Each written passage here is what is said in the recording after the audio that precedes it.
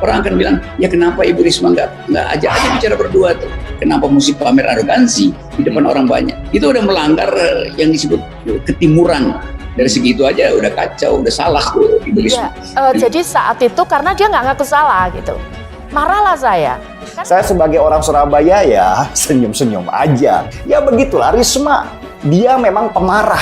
Tetapi marahnya bukan karena supaya dia dapat piala citra. Tetapi benar-benar karena dia kesal lihat orang di jajarannya kerja nggak benar.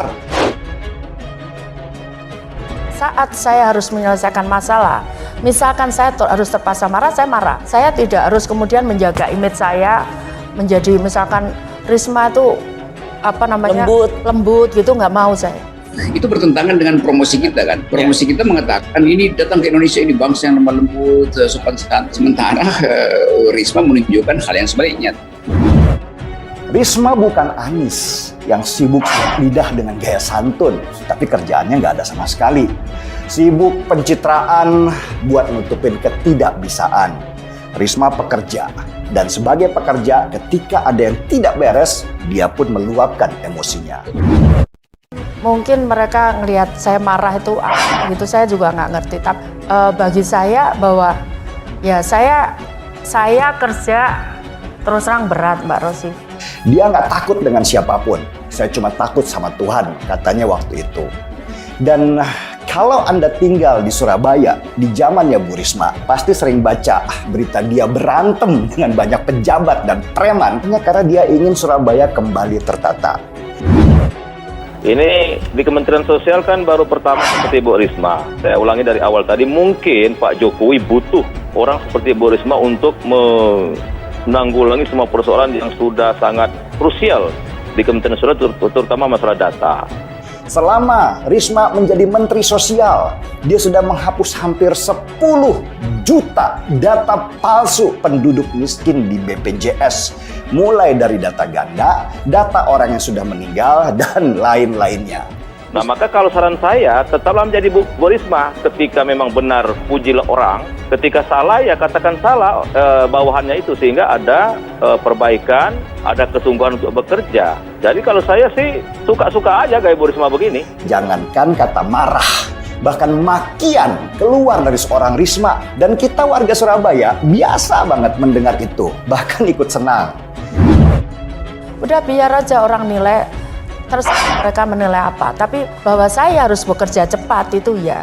Karena yang lain harus banyak juga yang diselesaikan. Dan Bu Risma sudah membuktikan 2 periode di Surabaya sukses.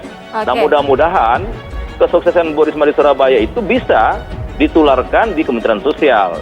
Makian Bu Risma kepada pejabat dan preman di sana bukan pencitraan. Dia beneran berantem setiap hari. Lama-lama kami warga Surabaya ikut bersorak-sorai dan mendukung Bu Risma, bahkan menjadi pagar betis buat dia. Nah, dengan cara Bu Risma seperti ini, saya berharap semua stakeholder, apakah itu Pemda atau di Kementerian Sosial sendiri, atau mitra kerja Kementerian Sosial seperti pendamping PKH atau yang lainnya di tingkat bawah itu, termasuk para kepala desa, jangan masukkan data yang pendukungnya saja yang masuk mendapat bantuan, yang tidak mendukung kepala desa tidak dimasukkan. Itu terjadi, Bu. Itu sebetulnya kan kita bayangkan Bu Risma nanti akan pindah dari satu provinsi ke provinsi yang lain, dan orang akan memutar kembali video itu, lalu semuanya panik, jangan-jangan saya mau dibentak lagi oleh Ibu Risma. Karena itu kondisi-kondisi lokal membuat orang nggak apresiatif lagi pada Bu Risma. Capek aku, Pak. Dikira aku nggak capek apa? Marah aku jadinya, Pak. Aku sudah berusaha nggak marah, Bapak bikin marah.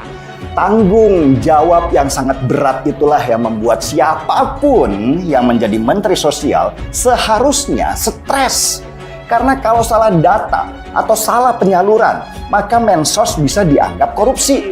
Mbak Sira, nah oleh karena itu mungkin dengan lecutan Bu Risma seperti ini, semua orang akan sungguh-sungguh memperbaiki data, dan saya berharap kejadian Gorontalo itu terakhirlah Bu Risma marah. Artinya Pemda sampai ke tingkat bawah itu, ayo sungguh-sungguh memperbaiki data, jangan main-main dengan data. Kalau itu dilakukan, saya kira Bu Risma udah baik. Intinya Bu Risma ini pekerja keras.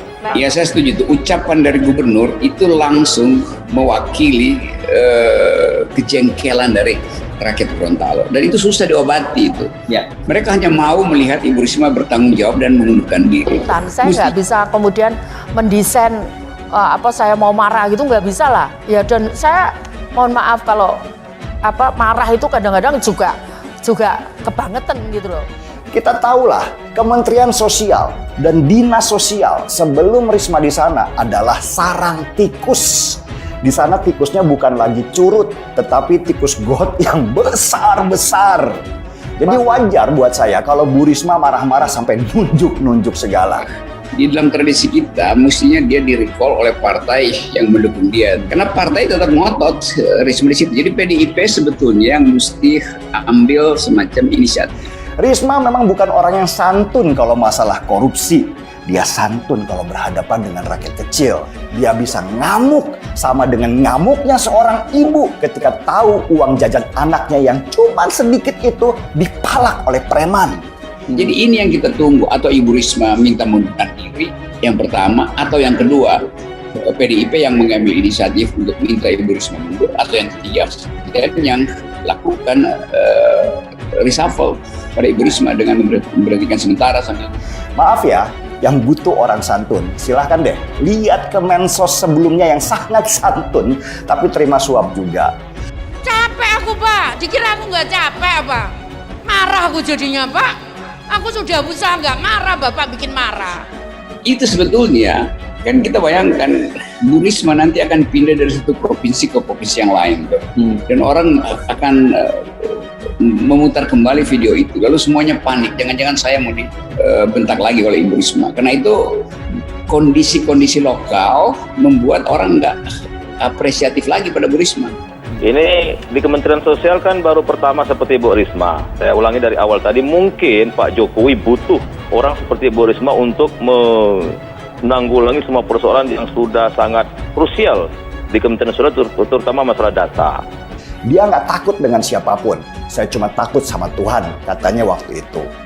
Dan kalau Anda tinggal di Surabaya di zamannya Bu Risma, pasti sering baca berita dia berantem dengan banyak pejabat dan preman karena dia ingin Surabaya kembali tertata. Mungkin mereka ngelihat saya marah itu apa gitu, saya juga nggak ngerti. Tapi bagi saya bahwa ya saya kerja terus terang berat Mbak Rosi. Kan itu bertentangan dengan promosi kita kan. Promosi kita mengatakan ini datang ke Indonesia ini bangsa yang lemah lembut, sopan santun. Sementara Risma menunjukkan hal yang sebaliknya. Nah, maka kalau saran saya tetaplah menjadi Bu Risma. Ketika memang benar, pujilah orang. Ketika salah ya katakan salah bawahannya itu, sehingga ada perbaikan, ada kesungguhan untuk bekerja. Jadi kalau saya sih suka-suka aja gaya Bu Risma begini. Jangankan kata marah, bahkan makian keluar dari seorang Risma. Dan kita warga Surabaya biasa banget mendengar itu, bahkan ikut senang. Udah biar aja orang nilai, terserah mereka menilai apa. Tapi bahwa saya harus bekerja cepat itu ya, karena yang lain harus banyak juga yang diselesaikan.